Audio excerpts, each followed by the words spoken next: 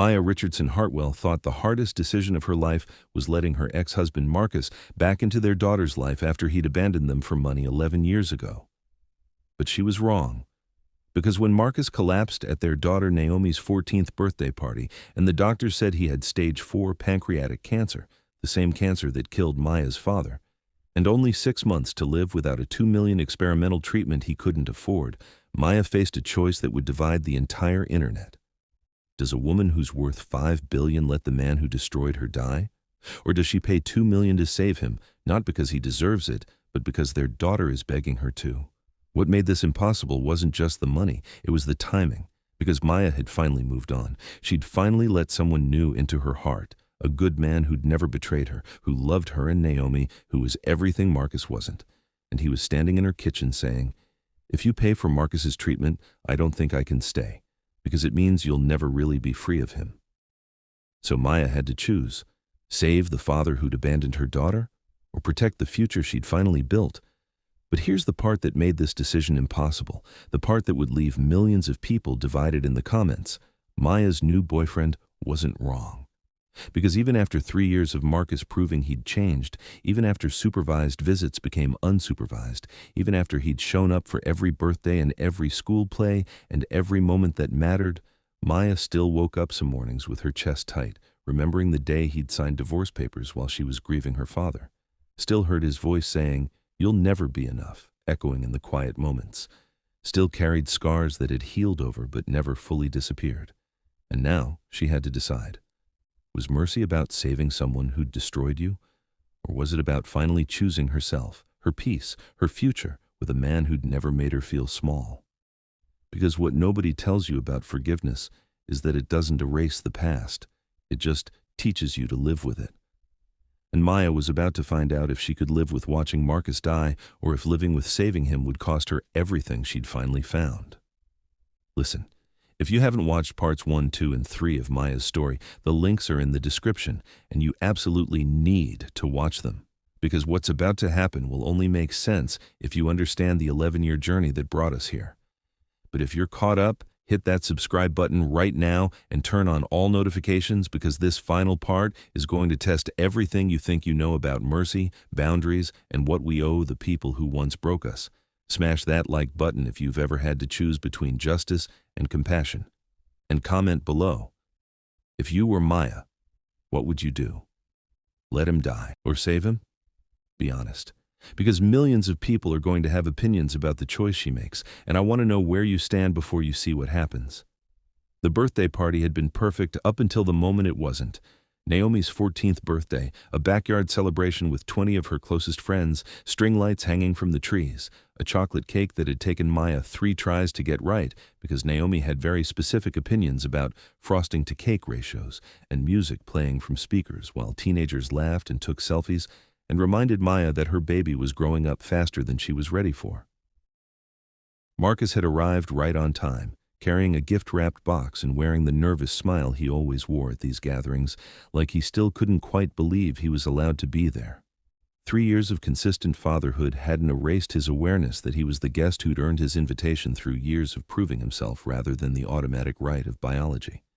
Maya watched him from the kitchen window, where she was refilling the lemonade pitcher, and felt that familiar complicated knot in her chest, gratitude that he'd shown up, relief that Naomi was happy, and underneath it all, a whisper of resentment she'd never quite silenced that said, "He gets to be here now, after missing the first 11 years, after destroying me, after everything." "You okay?" A voice behind her, warm and steady, and she turned to see David Chen, her boyfriend of 8 months, the man who'd walked into her life last year at a foundation fundraiser and somehow made her believe she could trust again. David was everything Marcus wasn't. Patient where Marcus had been impulsive, steady where Marcus had been volatile, present where Marcus had been absent. He worked as a pediatric surgeon, spent his weekends volunteering at free clinics, and treated Naomi with the careful respect of someone who understood he wasn't trying to replace her father, just support her mother. "I'm fine," Maya said, letting him pull her close. "Just thinking." About?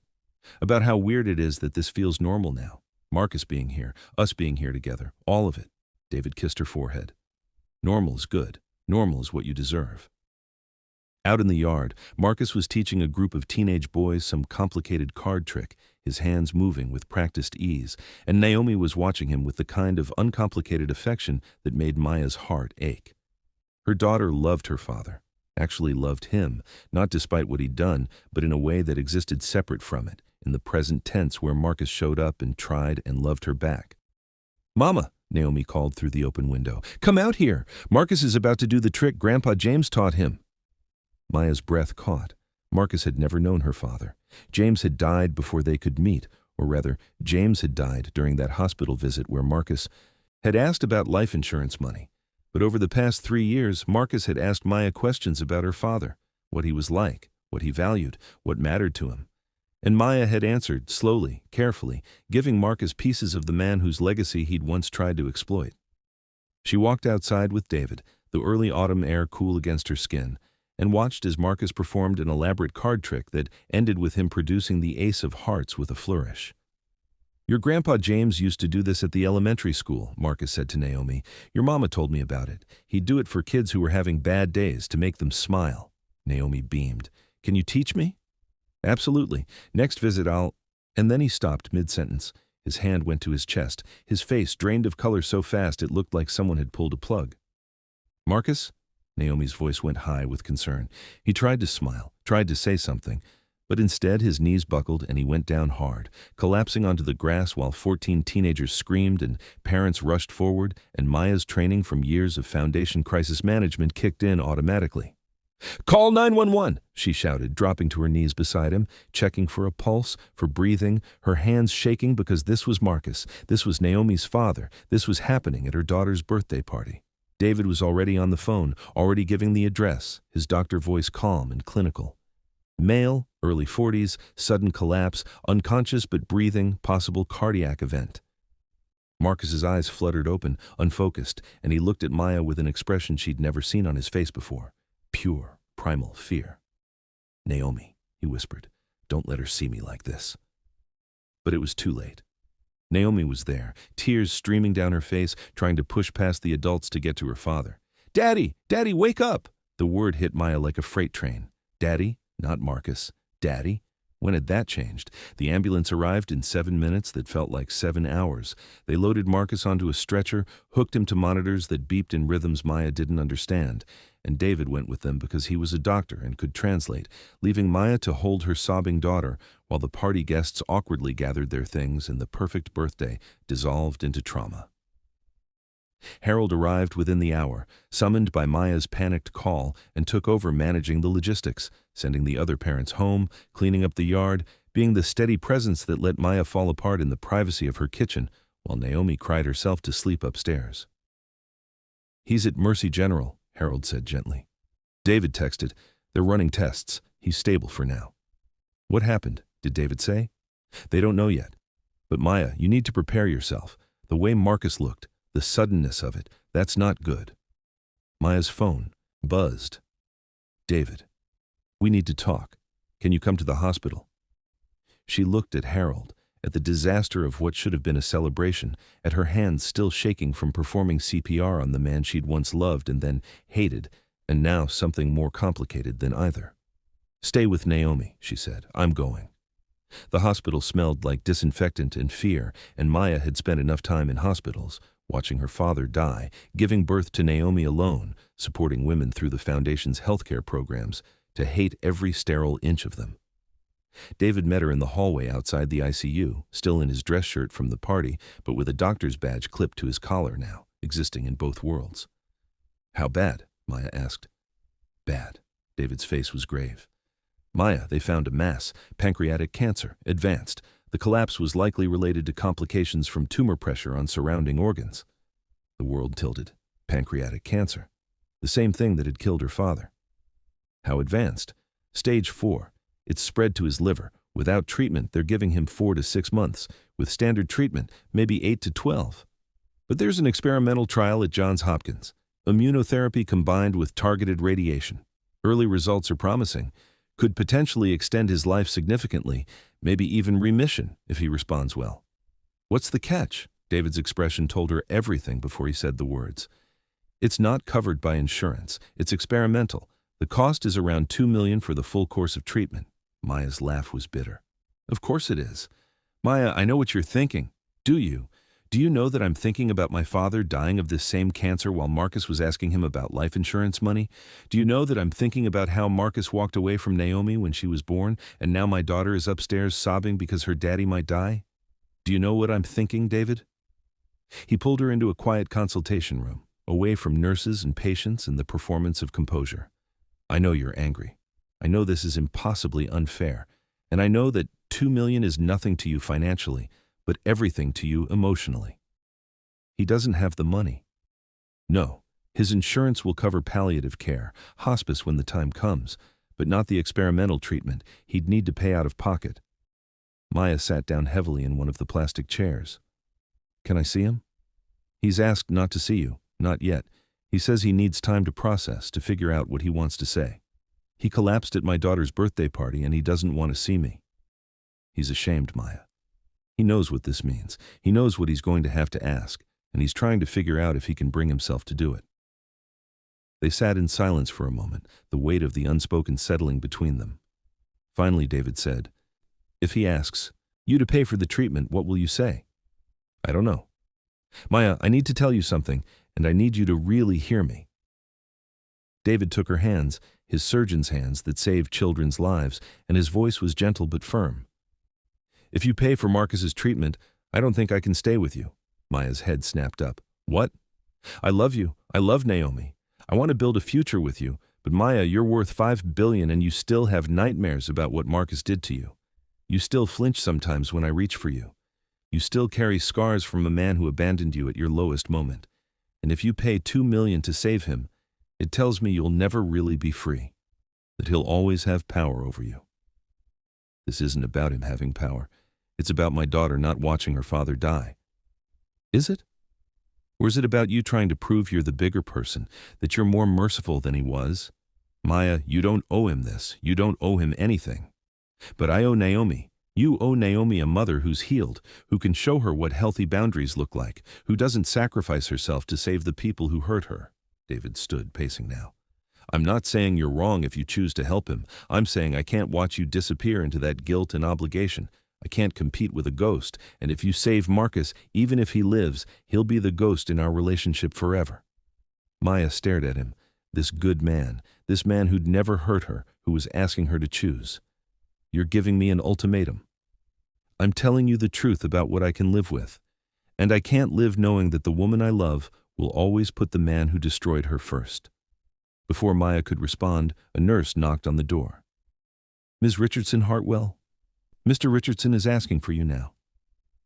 Maya stood on shaking legs, looked at David, at the future she'd started to believe in, and walked out of the room toward Marcus's bedside, knowing that whatever happened next would change everything. Marcus looked smaller in that hospital bed than Maya had ever seen him, not just physically diminished by the tubes and monitors and pale hospital gown, but fundamentally reduced in a way that made her chest tight with something she didn't want to name. He was 43 years old, the same age her father had been when diagnosed, and the parallel was so cruel it felt deliberate, like the universe was forcing her to relive the worst year of her life with the man who'd made it worse. Thank you for coming, Marcus said, his voice hoarse. The collapse had damaged something in his throat during the fall, the doctor said. Everything about him was breaking down. Maya pulled a chair close, but not too close, maintaining the physical distance that represented the emotional one. David told me, stage 4, I'm sorry. Are you? The question wasn't accusatory. It was genuine, like he really wanted to know if the woman he'd destroyed could feel compassion for him now that he was dying. Yes. I wouldn't wish this on anyone, not even you. Marcus laughed, a broken sound. Not even me. That's something, I guess. He shifted in the bed, wincing. The doctors explained the options. Standard treatment buys me maybe a year, most of it sick from chemo. Experimental treatment might give me more, might give me real time, but it costs $2 million, I know. Of course you know. David told you. Marcus looked at her with those eyes that Naomi had inherited, and Maya saw the question forming before he asked it. Maya, I don't have the right to ask you for anything. I know that. But I'm going to ask anyway, because I'm desperate and scared, and I don't want to die without knowing my daughter, really knowing her. These past 3 years have been the best of my life, watching her grow up, being her dad. And I need more time. Please. You're asking me to pay for your treatment. I'm asking you to give me a chance to live long enough to be the father I should have been from the beginning. I'm asking for time to make amends, to show Naomi what a real father looks like, to what, Marcus? To ease your guilt? To die with a clear conscience? Maya's voice was sharp now, all the rage she'd buried for 3 years bubbling up. You had 11 years to be her father, and you chose not to. You chose to abandon us. You chose to marry your mistress at my father's funeral. You chose to try to take Naomi for money. You made choices, and now you want me to save you from the consequences? Yes. His honesty was devastating. Yes, I want you to save me from consequences I deserve. Because Naomi doesn't deserve to watch her father die. She's 14. She finally has a dad who shows up, and if I die now, she'll spend the rest of her life wondering if she could have saved me. If you could have saved me. Maya, this isn't about me. It's about protecting our daughter from trauma. Don't you dare weaponize our daughter against me. Don't you dare make this about protecting her when you're the one who's dying. But I am dying, and I'm terrified, and I hate that I have to beg you, that I have to ask the woman I destroyed for mercy, but I don't have any pride left. I just have 6 months and a daughter who loves me and a desperate need for more time. Tears were streaming down his face now, ugly crying, the kind that strips away all pretense. I know what I did to you. I know I don't deserve this, but Naomi deserves a father. Please, please don't let me die when you could save me. Maya stood abruptly, the chair scraping against the linoleum. I need air. She made it to the hallway before the tears came, pressing her back against the wall, sliding down until she was sitting on the cold hospital floor, trying to breathe through the impossible weight of this choice. Save the man who destroyed her or let him die and live with that decision forever. Teach Naomi that mercy means sacrificing yourself, or teach her that boundaries matter even when they hurt. Her phone rang. Harold. Maya, Naomi woke up. She's asking about Marcus. What do I tell her? The truth. He's sick. Very sick. How sick? Cancer. 6 months without treatment. Harold's sharp intake of breath told her he understood the cruel irony. Like your father. Exactly like my father. Harold, what do I do? What do you want to do? I want to go back in time and never let him into our lives. I want Naomi to never have known him so she wouldn't hurt like this. Her voice broke. I want someone to tell me what the right answer is. Maya, listen to me. There is no right answer. There's only the answer you can live with. Can you live with letting him die? I don't know. Can you live with saving him? I don't know that either. Harold was quiet for a moment. Your father left you a letter for every occasion. Did you know that? Before he died, he wrote dozens of letters for different moments in your life. Your wedding, Naomi's graduation, moments he knew he'd miss. I have them in a secure vault. He made me promise to give them to you at the right times. Maya's breath caught. Why are you telling me this now? Because he left one for this exact scenario. He called it, When Mercy Costs Everything. He must have known, must have predicted that someday you'd face a choice like this. Do you want me to bring it to you? Yes. No. I don't know. Maya pressed her hand to her chest, feeling her heartbeat against her palm. What would he tell me to do? I don't know. But I know he'd trust you to make the right choice for you. Not for Marcus, not even for Naomi. For you. After Maya hung up, she sat in that hallway for 20 minutes, watching nurses move past, listening to the sounds of the hospital, beeping monitors, hushed conversations, someone crying in a room down the hall. All this suffering, all these people fighting for more time. And Marcus was just one of them, not special because he'd betrayed her, not unworthy of life because he'd been cruel. Just another human being desperate not to die. Her phone buzzed. A text from Naomi. Mama, Uncle Harry told me about Daddy. I need to talk to you. Please come home. Maya drove home in a daze, the city lights blurring through her tears, David's words echoing, If you save Marcus, you'll never be free of him. Harold's words, What can you live with? Marcus's words, Please don't let me die. Naomi was waiting in the living room, curled up on the couch in her pajamas, her eyes red and swollen from crying. She looked so young, so vulnerable, and Maya remembered with painful clarity what it felt like to be 14 and watch a parent slip away. Mama, is Daddy going to die? Maya sat beside her, pulling Naomi close. The doctors say he's very sick, baby. He has cancer, the same kind Grandpa James had. Can they fix it? There's a treatment that might help, but it's expensive, and his insurance won't cover it. Naomi pulled back, looking at her mother with those intelligent eyes that saw too much. How expensive? Very. But you could afford it. It wasn't a question. Naomi was 14, not stupid. She'd grown up knowing her family was wealthy, understanding in an abstract way that money was rarely an obstacle for them. Yes, I could afford it. Then why are you talking like you might not pay for it? Naomi's voice rose, panic creeping in. Mama, you have to save him. Naomi, it's more complicated than… It's not complicated. My daddy is dying and you can save him and you're thinking about not doing it? Naomi stood, her whole body shaking with fury and fear. I know what he did to you. I know he left us. I know he was terrible. But Mama, he's my dad. He's been showing up for 3 years. He loves me, and you're just going to let him die because of something that happened when I was a baby? Naomi, that's not fair. Nothing is fair. Nothing. Grandpa James died and I never got to meet him, and now Daddy is going to die and I'm going to lose him too. And you could stop it. You could fix this, but you won't because you can't forgive him. Naomi was crying now, tears streaming down her face, and every word was a knife in Maya's chest. I thought you were the kindest person in the world. I thought you helped people, but you're going to let my daddy die. Naomi, please listen. But Naomi ran upstairs, her door slamming so hard the whole house shook. Maya sat there in the silence, her daughter's words echoing like an indictment. You're going to let my daddy die. Harold appeared in the doorway, having heard everything. She's young. She's scared. She doesn't understand. She understands perfectly. Her father is dying and her mother has the power to save him and is choosing not to. That's what she understands. Maya stood, her whole body feeling like it might shatter. Harold, what did my father say in that letter? Are you sure you want to read it now?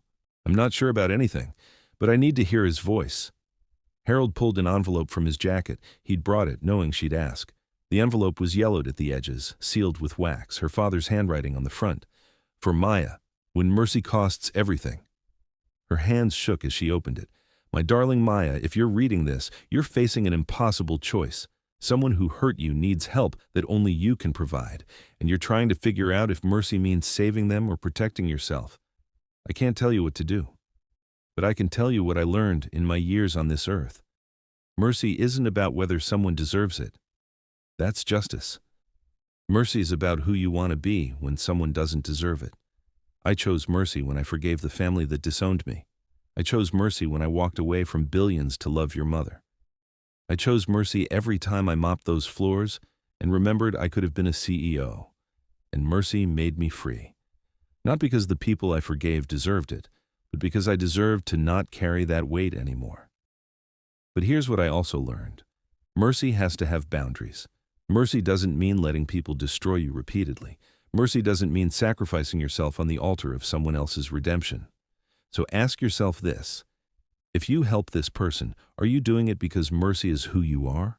Or are you doing it because you're afraid of being called cruel?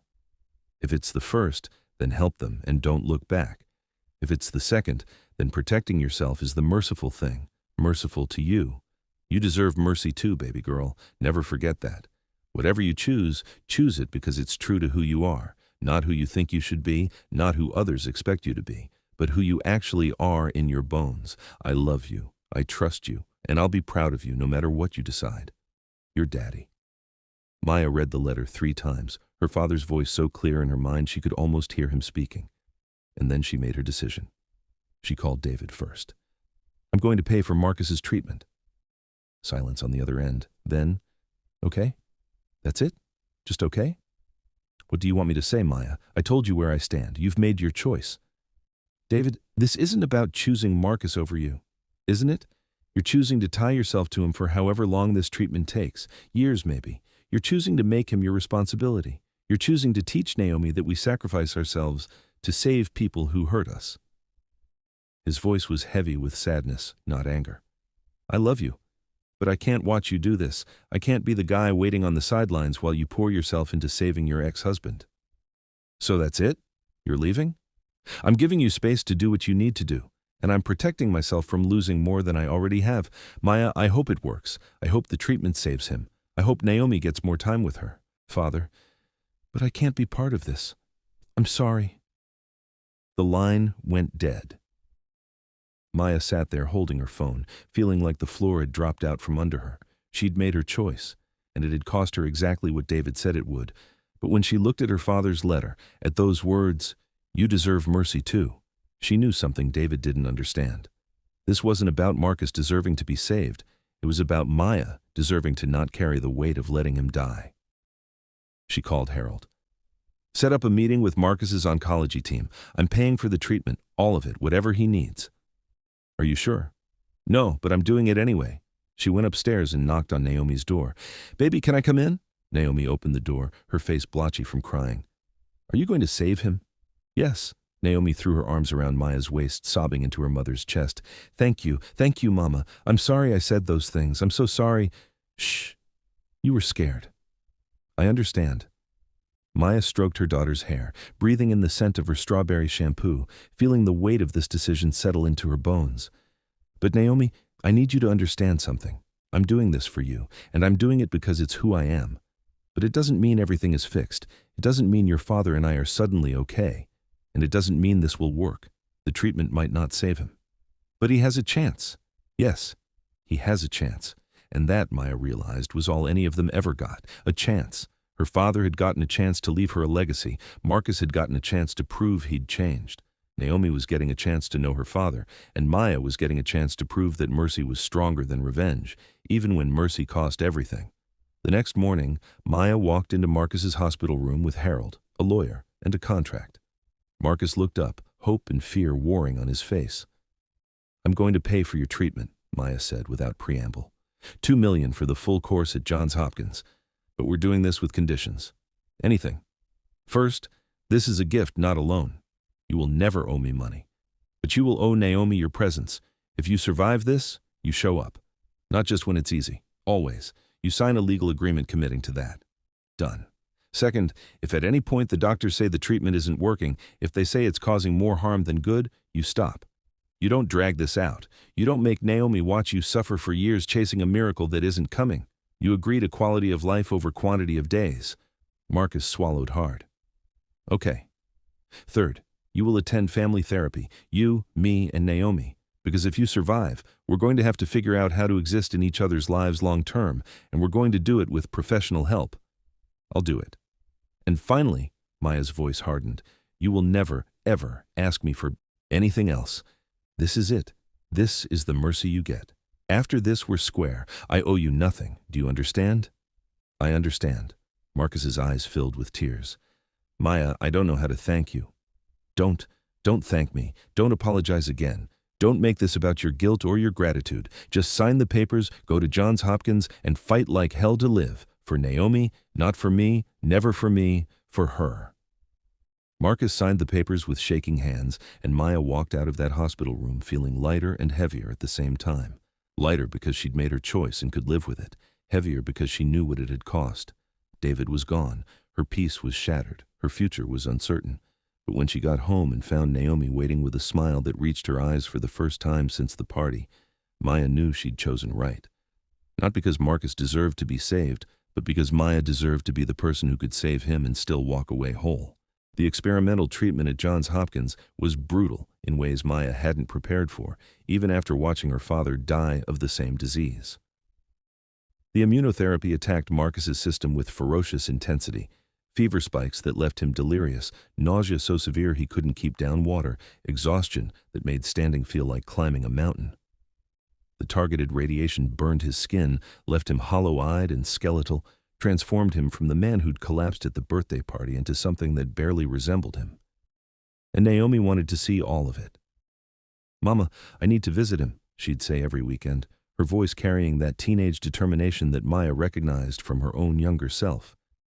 He needs to know I'm here. So they went. Every Saturday for 6 months, Maya drove Naomi the 4 hours to Baltimore, sat in sterile hospital rooms that smelled like antiseptic and desperation, and watched her daughter hold her father's hand while he vomited into a basin or slept through the pain or tried to smile through the devastation the treatment was wreaking on his body. The doctor said the treatment was working. The tumors were shrinking. Slowly, impossibly, Marcus was responding better than 90% of patients in the trial. But working didn't mean easy. Working meant Marcus was still alive to suffer through every agonizing day of being poisoned in the hope of being cured. Maya had expected to feel resentment, had expected to regret her choice, to look at Marcus suffering and think, I'm paying $2 million for this. But instead, she felt something more complicated. Not compassion exactly, not forgiveness, but a strange peace that came from knowing she'd chosen mercy over bitterness, even when mercy looked like this, watching her enemy fight for his life with money she'd given him. David never called, never texted. The silence where his voice used to be ached like a phantom limb, but Maya didn't reach out. He'd made his choice, just like she'd made hers. They were both protecting themselves in different ways. Harold came with them sometimes, providing the steady adult presence that let Maya have moments where she could step out of the hospital, sit in her car, and cry from exhaustion and grief and the sheer overwhelming weight of it all. He never asked if she regretted her choice. He just sat with her, handed her tissues, and reminded her that strength didn't mean never breaking. It meant breaking and choosing to keep going anyway. The family therapy sessions were harder than the hospital visits. Dr. Patricia Morrison, a specialist in blended families and trauma, didn't let any of them hide behind platitudes or performance. She made Marcus confront what his abandonment had cost Naomi, made Naomi articulate her anger alongside her love, made Maya admit that saving Marcus's life didn't erase what he'd done, and that she was allowed to still carry that hurt even while showing him mercy. "You're angry at him for dying," Dr. Morrison said to Maya during one session, her voice gentle but unflinching. "Not for leaving 11 years ago, for getting sick now, right when Naomi finally had a father, for making you responsible for him again." Maya wanted to deny it, but the truth lodged in her throat like a stone. "Yes, I'm furious at him for this, for putting me in this position, for making me choose between being cruel or being broke, not financially, but emotionally, for taking David away from me, for making Naomi watch this, for all of it." Marcus, thin and pale in the chair across from her, nodded slowly. "You have every right to be angry. I'm angry at me, too. Being angry at yourself doesn't fix anything. I know, but maybe it's a start." 4 months into treatment, Marcus's oncologist called Maya directly, which never happened, which meant something was wrong. "Ms. Richardson Hartwell, we need to discuss Marcus's latest scans. Can you come to Baltimore tomorrow?" Maya's stomach dropped. "Just tell me, is it spreading?" "No, it's shrinking, significantly. We're seeing unprecedented response rates. But there's a complication. A different kind of complication." The next morning, Maya sat in Dr. Patel's office, without Naomi, without Harold, just her and the news she was about to receive. Marcus was there too, looking terrified in ways the cancer diagnosis hadn't made him look. "The treatment is working almost too well," Dr. Patel explained. "The immunotherapy is attacking the cancer cells aggressively, but it's also triggered an autoimmune response. Marcus's body is now attacking his own healthy tissue. His kidneys are failing." Maya's medical knowledge from years of foundation health programs kicked in. "How bad?"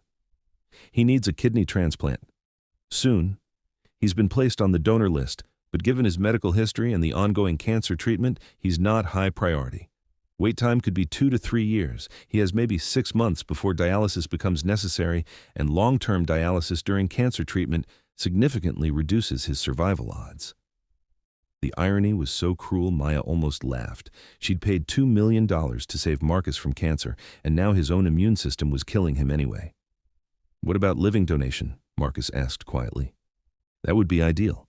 If you have a compatible relative or friend willing to donate, we could fast-track the surgery. But the donor would need to be a close match, blood type, tissue type, several other factors, and they'd need to be in excellent health." After the appointment, Maya and Marcus sat in his hospital room in heavy silence.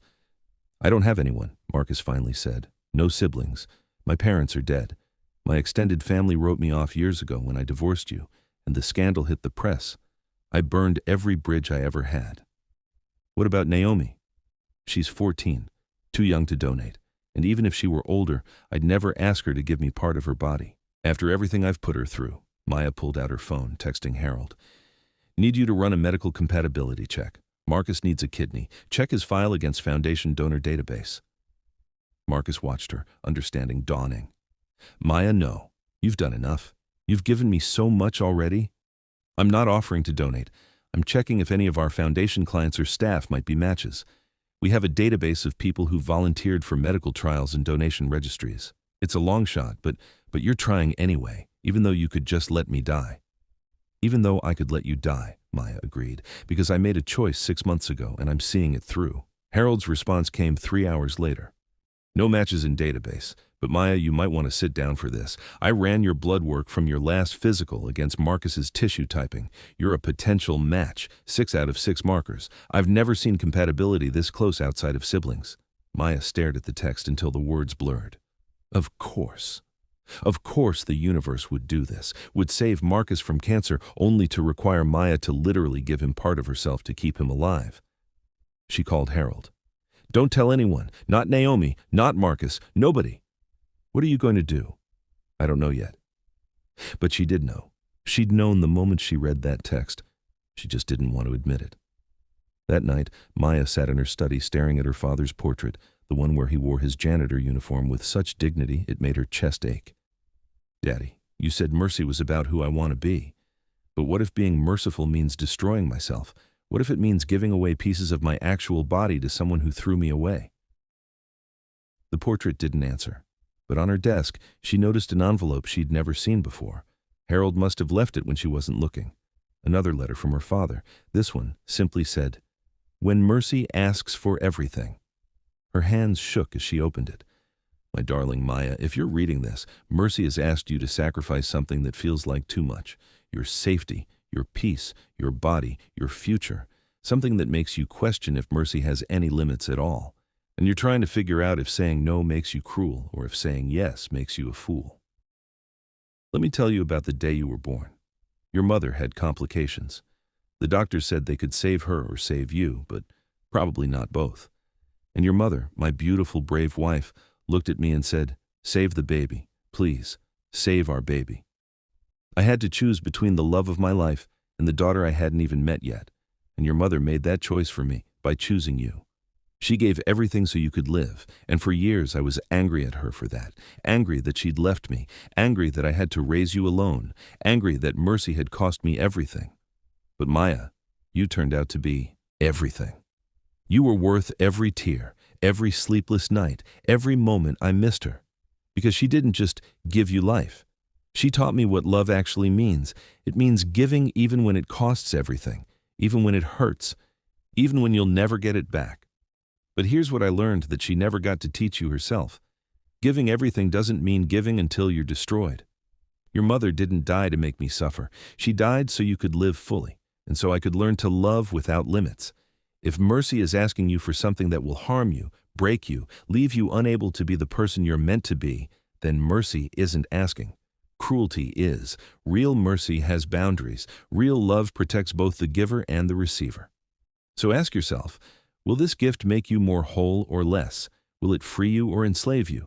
And if the answer is less and enslave, then saying no isn't cruelty. It's self-preservation. And self-preservation is holy too. You don't owe anyone your destruction, not even in the name of mercy. I love you. Choose yourself when you need to. I'll be proud either way. Your Daddy. Maya read the letter until she'd memorized every word, and then she made a decision that surprised even herself. She called Dr. Patel. I'm a match, 6 out of 6. I want to move forward with donation evaluation. Ms. Richardson Hartwell, this is extraordinary, but I need to make sure you understand what you're committing to. Living kidney donation is major surgery. Recovery is 6 to 8 weeks. There are risks, infection, bleeding, complications. And while most donors live perfectly normal lives with one kidney, there's always a small risk of kidney disease later in life. I understand.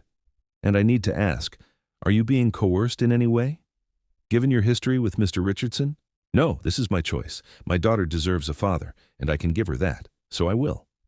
She told Naomi that night, expecting gratitude, maybe tears of relief. Instead, Naomi looked horrified. Mama, no, you can't. You already paid for his treatment. You already gave him so much. You can't give him part of your body. Baby, it's the only way. Then let him die. Naomi's words shocked them both. She clapped her hand over her mouth, tears streaming. I didn't mean that. I didn't. But Mama, he left us. He abandoned us. And you're going to let doctors cut you open and take your kidney for him? What if something goes wrong? What if you die? I'm not going to die. You don't know that, and I can't lose you. I can't. Naomi was sobbing now, the same full-body sobs from the night Marcus collapsed. Daddy matters, but you matter more. You're my mom. You've been there every single day of my life, and I'm telling you, I'm begging you, please don't do this. Maya pulled her daughter close, feeling the weight of impossible choices crushing her chest. What if I told you that I'm not doing this just for him or even for you? What if I told you I'm doing it because giving him this kidney means I never have to wonder if I could have saved him?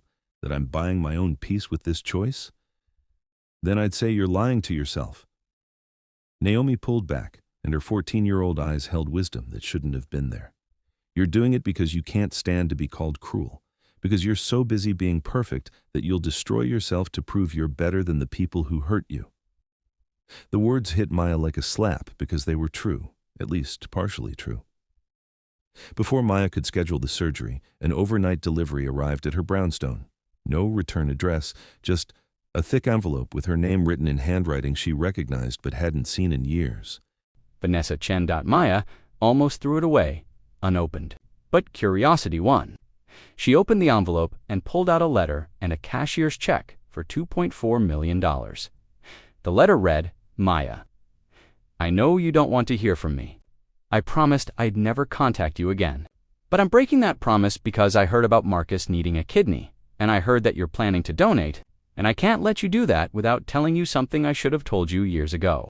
When Marcus and I were together, in those early affair days when I thought I was winning and you were losing, he told me something I've never forgotten. He said, Maya is too good. That's the problem. She's so busy being good that she doesn't know how to protect herself. And people like us, Vanessa, we take advantage of that. We use her goodness against her. I laughed when he said it. I thought it made us smart. But now, 5 years into trying to rebuild a life I destroyed, I understand what he was really saying. You give too much. And people like Marcus and me, we take and take until you have nothing left. So I'm asking you, as someone who hurt you and learned too late what that cost, don't give him your kidney. You've given enough. Let me give instead. I've spent the last year getting tested as a potential donor for anyone. I've been on donor registries, trying to do something good, trying to prove I'm more than the worst thing I did. Last month, I got tested against Marcus's profile on the National Registry, just to see. I'm a match. 4 out of 6 markers. Not as good as you, but good enough. The doctors say it could work. So here's what I'm proposing. I'll donate my kidney to Marcus. You take this money, it's every cent I've saved over 5 years of living in that shelter, working 3 jobs, rebuilding from nothing. It's not enough to repay what the foundation gave me, but it's something. Use it however you want. But please, let me do this. Let me give him something so you don't have to. Not because he deserves it from me any more than he deserves it from you, but because you've carried enough, you've given enough, and someone needs to protect you from your own mercy. Let that someone be me. The woman who tried to destroy you is begging you. Let me save the man we both hurt.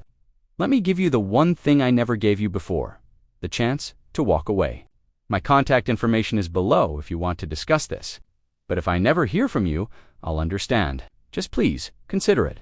You deserve to keep all of yourself. Vanessa. Maya read the letter 3 times, then called Dr. Patel. There's another potential donor, Vanessa Chen, 4 out of 6 markers. Can you evaluate her? 2 weeks later, Dr. Patel called with news. Ms. Chen is approved. The 4-marker match isn't ideal. We can proceed with her as donor if Mr. Richardson consents. Maya drove to Baltimore alone, walked into Marcus's hospital room, and told him everything. About being a match? About planning to donate? About Vanessa's offer. Marcus listened, his skeletal face unreadable. When she finished, he was quiet for a long time. Vanessa wants to give me her kidney, he finally said, like he couldn't quite believe it. Yes, and you were going to give me yours? Yes, Maya. Why? After everything, why were you going to do that? Because Naomi deserves a father. And because I needed to know, I'd done everything I could. And because mercy is who I've chosen to be, even when it costs everything. Marcus's eyes filled with tears. I don't want your kidney. Maya's breath caught. What? I don't want you to cut yourself open for me. I don't want you to give me part of your body. I don't want you to sacrifice any more than you already have. He was crying now, ugly and honest. I want to live. God, I want to live. But not if it means taking pieces of you. Let Vanessa do it. Let the woman who helped me destroy you help save me. That feels right in a way I can't explain. Marcus, I'm saying no. I'm refusing your kidney. Not because I don't need it, because you need to keep it. You need to keep all of yourself. For Naomi, for whatever man eventually deserves you, for the thousands of women you're going to keep helping. You can't do that if you give yourself away piece by piece. Maya felt something crack open in her chest relief, mixed with grief, mixed with something that felt almost like respect. Okay, we'll use Vanessa. The surgery happened 3 weeks later. Maya and Naomi sat in the waiting room while surgeons removed one of Vanessa's kidneys and transplanted it into Marcus. 8 hours of surgery. 8 hours of not knowing if it would work, if Marcus would survive, if this impossible mercy would be enough. When Dr. Patel finally came out, she was smiling. The kidney is functioning. Mr. Richardson is in recovery. Ms. Chen is stable. It was a success. Naomi collapsed into Maya's arms, sobbing with relief. And Maya felt lighter than she had in months, knowing she'd been willing to give everything, but hadn't had to. That mercy had made a way that didn't require her destruction. 2 months later, Marcus was released from the hospital. Cancer-free kidney functioning, alive against all odds, he moved into a small apartment near Naomi's school. Started working part-time at a nonprofit that helped low-income families and showed up for every custody visit, every school event, every moment that mattered. And Maya went to Vanessa's apartment, a modest one-bedroom, where Vanessa was still recovering from surgery. Found herself sitting across from the woman who'd once tried to destroy her. "Why did you do it?" Maya asked. "Why did you really give him your kidney?" Vanessa looked out the window, her hand resting on her healing incision. "Because 5 years ago, you saved my life when you had every reason to let me drown. The foundation, the shelter, the second chance, all of it, came from you. And I realized that mercy isn't something you earn. It's something someone chooses to give. So I chose to give it, not to Marcus. To you, to give you back the piece of yourself you were about to sacrifice." "Thank you," Maya said quietly. "I don't forgive you for what you did, but I'm grateful for what you've done. That's enough, more than enough." 6 months after the surgery, Maya got a call that made her heart stop. David's voice, careful and tentative. "I heard about everything. About Marcus's kidney. About you planning to donate. About Vanessa. Maya, can we talk?" They met at a coffee shop, neutral ground, and sat across from each other like strangers who used to be intimate. "I was wrong," David said without preamble. "When I left, I thought you saving Marcus meant you'd never be free of him. But I was scared. Scared that I'd always be competing with your past, that I'd never be enough, and I made you choose between mercy and me. That wasn't fair. No, it wasn't. But you made the right choice. Not choosing Marcus, choosing to be who you are, even when it cost you." He reached across the table, not quite touching her hand. "I don't know if there's still a chance for us. I don't know if you can forgive me for leaving when you needed support instead of ultimatums. But I wanted you to know, I see you now. I see what you did, and it's the most extraordinary thing I've ever witnessed." Maya looked at this good man who'd run when things got hard, who'd come back when it was safe, and felt something settle in her chest. Not quite forgiveness, not quite trust, but possibility. "I don't know if there's a chance for us either," she said honestly, "but I'm willing to find out, slowly, with no ultimatums, with honesty about what we can handle. I can do slow, then let's start there." On what would have been her father's 74th birthday, Maya took Naomi to the cemetery. Her daughter was 15 now, navigating high school, splitting time between two parents who'd finally figured out how to coexist peacefully, growing into a young woman who understood that mercy and boundaries could coexist. "Mama, do you think Grandpa James would be proud of what you did? Saving Daddy, even though it cost you David the first time?" Maya thought about it carefully. "I think he'd be proud that I was willing to give everything, and equally proud that I was wise enough to let someone else give instead. That's what mercy with boundaries looks like. Being willing, but not self-destructive." "Do you think Daddy will stay healthy?" "I hope so. But even if he doesn't, we gave him time. Years, maybe. And that time let you know your father. That's worth something." Naomi nodded, placing yellow roses on her grandfather's grave. "I'm glad you didn't die saving him. I'm glad Vanessa did it instead. Is that selfish? No, baby. It's self-preservation. And that's holy too." They walked back to the car, and Maya felt her phone buzz. A text from the Foundation just helped our 150,000th woman and child. Your father's legacy continues to change the world. Maya looked at her daughter, at the city skyline in the distance, at the life she'd built from ashes and betrayal and impossible choices, and she understood finally what her father had been trying to teach her all along. Mercy wasn't about saving everyone. It was about being willing to give without destroying yourself in the process. About knowing when to open your hands and when to close them. About understanding that you could be both kind and boundaried, both generous and self-protective. Marcus had gotten his life back. Vanessa had gotten redemption. Naomi had gotten her father. David had gotten a second chance. And Maya? Maya had gotten to keep herself whole while still being the person her father raised her to be. That was the real victory. Not that she'd saved Marcus, but that she'd saved herself while being willing to save him, and that was worth more than all. The billions in the world.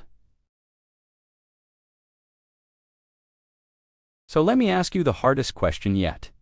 If you were Maya, and you were a perfect kidney match for someone who'd destroyed you, someone who'd abandoned you at your lowest point, someone your daughter loved, would you donate? Would you literally give part of your body to save them? Or would you let someone else step in? Be brutally honest. Drop your answer in the comments right now, because I guarantee you, the comments are going to be split on this one. And here's the deeper question. Have you ever been in a situation where mercy asked for more than you thought you could give? Where doing the right thing meant sacrificing something so big you weren't sure you'd survive it? Tell me your story, because Maya's story shows us that mercy has to have limits. That giving doesn't mean giving until you're destroyed, and that sometimes the most powerful thing you can do is let someone else carry the weight you've been carrying alone. Now, where are you watching this from? And which of the 4 parts hit you the hardest? Drop your location and tell me. Was it part 1, where she inherited the billions? Part 2, where she destroyed Marcus in court? Part 3, where she let him back into Naomi's life? Or part 4, where she almost gave him her kidney? Comment below. Let's see which moment broke you the most.